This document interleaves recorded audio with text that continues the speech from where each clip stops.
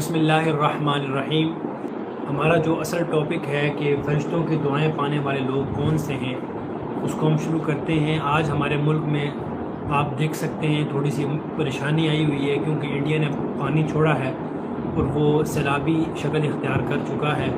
تو سب دوست دعا فرمائیں کہ اللہ رب العزت ہمارے ملک کو اس پریشانی سے جلد نجات عطا فرمائے اور لوگوں کی حفاظت فرمائے۔ لوگ بڑے پریشان ہیں۔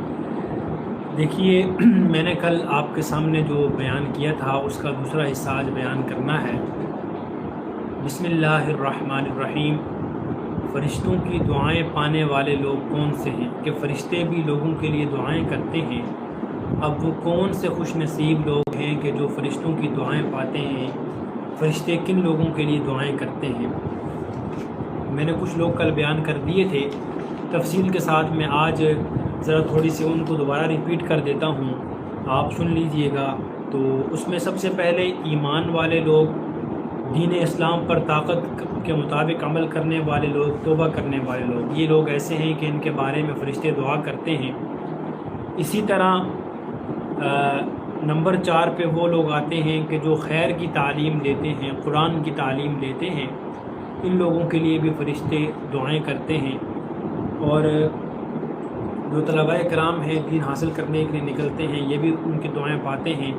اس کے بعد فرض نماز پڑھ کر جو اپنی جگہ پر بیٹھ کر نوافل پڑھیں، ذکر و اذکار کریں، ان لوگوں کے لیے بھی فرشتے دعائیں کرتے ہیں۔ اب نمبر 6 پہ جس کی ہم نے آج وضاحت کرنی ہے، وہ ہے پہلی صفوں میں نماز ادا کرنے والے لوگ۔ کہ جو لوگ پہلی صفوں میں نماز ادا کرتے ہیں، فرشتے ان لوگوں کے لیے بھی دعائیں کرتے رہتے ہیں۔ حدیث مبارکہ ہے، حضرت براء بن عازب رضی اللہ تعالی عنہ سے منقول ہے سنن ابی داؤد میں، کہ آپ صلی اللہ علیہ وسلم نے فرمایا کہ بے شک اللہ تعالی رحمت بھیجتا ہے اور فرشتے دعائیں کرتے ہیں ان لوگوں کے لیے جو پہلی صفوں میں نمازیں پڑھتے ہیں۔ اسی طرح نمبر 7 پہ وہ لوگ کہ جن کے لیے فرشتے دعا کرتے ہیں، صفوں میں مل کر کھڑے ہونے والے۔ صفوں میں مل کر کھڑے ہونے والوں کے لیے بھی اللہ کی رحمت کے فرشتے دعائیں کرتے ہیں۔ سنن ابن ماجہ میں ہے، حضرت عائشہ صدیقہ رضی اللہ تعالی عنہا سے منقول ہے کہ نبی صلی اللہ علیہ وسلم نے فرمایا کہ بے شک اللہ رب العزت رحمتیں بھیجتا ہے، اس کے فرشتے رحمت کی دعائیں کرتے ہیں ان لوگوں کے لیے جو صفوں کو ملاتے ہیں، یعنی اہتمام کے ساتھ مل کر کھڑے ہوتے ہیں۔ جو شخص صفوں میں خالی جگہ پر کرتا ہے، اللہ رب العزت اس کا ایک درجہ بلند فرما دیتے ہیں۔ اب یہ ہو گئے 7 لوگ۔ اب 8واں وہ ہے کہ جو مریض کی عیادت کرتا ہے۔ مریض کی عیادت کرنے والے، حضور صلی اللہ علیہ وسلم کا ارشاد ہے کہ جو مسلمان بھی کسی دوسرے مسلمان بیمار کی عیادت کرے صبح کے وقت، تو شام تک 70,000 فرشتے اس کے لیے رحمت کی دعا کرتے ہیں۔ اگر شام کو وہ عیادت کرے تو صبح تک 70,000 فرشتے اس کے لیے رحمت کی دعا کرتے ہیں، اور اس کے لیے جنت میں ایک باغ ہوگا۔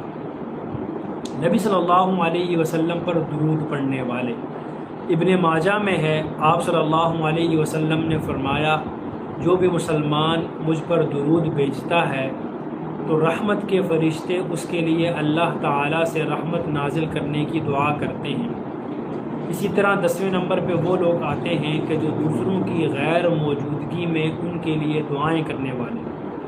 مسلم شریف میں نبی صلی اللہ علیہ وسلم کا ارشاد ہے کہ کسی مسلمان کی دعا دوسرے مسلمان کے لیے اس کی غیر موجودگی میں، کہ اگر کوئی مسلمان دوسرے مسلمان کے لیے اس کی غیر موجودگی میں دعا کرتا ہے، وہ ضرور قبول ہوتی ہے۔ دعا کرنے والے کے سر کے قریب فرشتہ ہوتا ہے، وہ آمین کہتا ہے اور ساتھ یہ بھی کہتا ہے کہ اللہ تجھے بھی وہی چیز عطا کرے۔ مطلب یہ ہے کہ نبی صلی اللہ علیہ وسلم نے فرمایا کہ مسلمان بھائی اپنے کسی دوسرے مسلمان کے لیے دعا کرتا ہے اس کی غیر موجودگی میں۔ منہ پہ تو سارے دعائیں دیتے ہیں کہ اللہ آپ کو یہ دے، لیکن اگر کوئی انسان دوسرے کی غیر موجودگی میں اس کے لیے دعا کرتا ہے تو فرمایا فرشتہ اس کے سر پہ کھڑا ہوتا ہے، وہ اعلان کرتا ہے کہ آمین کے ساتھ کہ اللہ تجھے بھی یہ دے، اور وہ دعا ضرور قبول بھی ہوتی ہے۔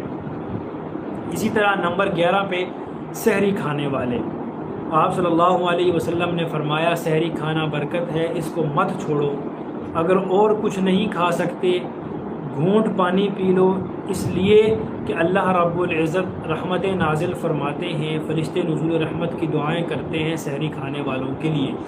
اب یہ ہمارا ٹاپک مکمل ہو گیا، کمپلیٹ ہو گیا، کہ میں نے کل شروع کیا تھا کہ فرشتوں کی دعائیں پانے والے لوگ کون سے ہیں، میں نے ان کی تفصیل بیان کر دی۔ اب میں 1 منٹ میں مکمل ان کی وضاحت کروں گا، آپ احباب سن لیں۔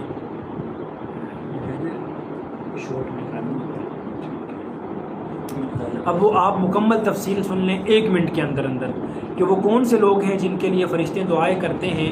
سب سے پہلے ایمان والے، اپنی طاقت کے مطابق نیک اعمال کرنے والے، توبہ کرنے والے، ان کے لیے فرشتے دعائیں کرتے ہیں۔ اور اس کے بعد وہ شخص جو خیر کی تعلیم دیتا ہے، قرآن کی تعلیم دیتا ہے، قرآن سکھاتا ہے، طالب علم، ان کے لیے بھی فرشتے دعائیں کرتے ہیں۔ اور اس کے بعد فرض نماز پڑھ کر جو اپنی جگہ پر بیٹھا رہتا ہے، نوافل پڑھتا ہے، ذکر و اذکار کرتا ہے، اس کے لیے بھی فرشتے دعائیں کرتے ہیں۔ پہلی صفوں میں نماز ادا کرنے والوں کے لیے بھی فرشتے دعائیں کرتے ہیں۔ اور اس کے بعد صفوں میں مل کر کھڑے ہونے والے، صفوں کے درمیان خلا کو پر کرنے والے، ان لوگوں کے لیے بھی فرشتے دعائیں کرتے ہیں۔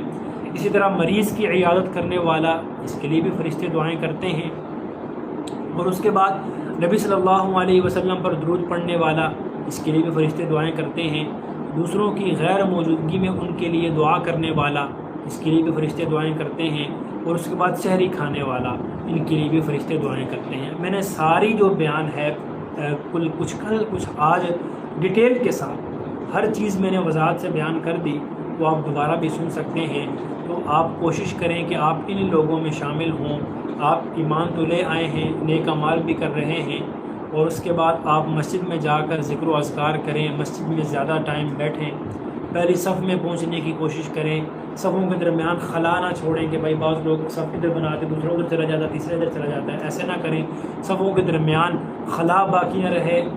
جو بندہ صفوں کے خلا کو پر کرتا ہے، صفوں کو سیدھا کرتے ہیں، ان کے لیے فرشتے دعائیں کرتے ہیں۔ اور اس کے بعد نبی صلی اللہ علیہ وسلم پر درود پاک پڑھنے والے، نبی صلی اللہ علیہ وسلم پر درود زیادہ سے زیادہ پڑھا جائے۔ دیکھیں نا کہ آج کل تو ربیع الاول شروع ہو چکا ہے، اس میں زیادہ سے زیادہ اہتمام صلی اللہ علیہ وسلم، صلی اللہ علیہ وسلم، صلی اللہ علیہ وسلم، صلی اللہ علیہ وسلم، صلی اللہ علیہ وسلم، یہ زیادہ سے زیادہ پڑھیں۔ بہترین یہ درود شریف ہے، بہترین درود ہے صلی اللہ علیہ وسلم، اس کا زیادہ سے زیادہ اہتمام کریں۔ نبی صلی اللہ علیہ وسلم کی ذات اقدس پر زیادہ سے زیادہ درود پاک پڑھیں، انشاءاللہ اللہ آپ کو روحانی سکون عطا فرمائیں گے، اللہ آپ کو دنیا میں خوشیاں عطا فرمائیں گے۔ اور اس کے بعد مریض کی عیادت کرنے والے، اگر کوئی مریض ہے آپ اس کی عیادت کرنے جاتے ہیں، فرشتے آپ کے لیے بھی دعائیں کرتے ہیں، فرشتوں کی دعا پاتے ہیں آپ، میں نے حدیث میں بتلا دیا۔ اور اس کے بعد دوسرے کی غیر موجودگی میں اگر آپ دعا کرتے ہیں کہ بھائی اللہ اس کو یہ دے دے، تو وہ دعا قبول بھی ہوتی ہے، فرشتہ آمین کہتا ہے اور کہتا ہے اللہ تجھے بھی دے۔ دیکھیں کتنی بڑی بات ہے۔ اس لیے غیر موجودگی میں جو آپ کے دوست آپ کے قریب نہ ہوں، ان کی غیر موجودگی میں آپ ان کے لیے ضرور دعا کیا کریں۔ آپ کا کوئی بھائی ہے، جیسے دیکھو نا اب بنیر میں لوگ غیر موجود ہمارے سامنے نہیں ہیں، ہم ان کے لیے دعا کر رہے ہیں۔ آپ سب آمین کہیے گا کومنٹ میں کہ اللہ رب العزت ان کی مشکلات کو حل فرمائے، جو فوت ہو چکے ہیں اللہ ان کو جنت میں اعلیٰ مقام عطا فرمائے، جو رہ چکے ہیں اللہ ان کو آئندہ ایسے حادثات سے محفوظ رکھے، ان کا جتنا نقصان ہوا ہے اللہ غیبی خزانے سے پورا فرمائے۔ لیکن ہم اپنے بھائیوں کے لیے دعا کر رہے ہیں۔ اور اس کے بعد سحری کھانے والے، سحری ضرور کھائیں۔ رمضان آ رہا ہے، یا پیر اور جمعرات کا روزہ رکھتے ہیں، یا میں 20 کے روزے رکھتے ہیں، یا اگر کوئی بھی آپ روزہ رکھتے ہیں تو اس دن آپ سحری ضرور کھائیں، اس لیے کہ اللہ رب العزت کے فرشتے سحری کھانے والوں کے لیے دعا کرتے ہیں۔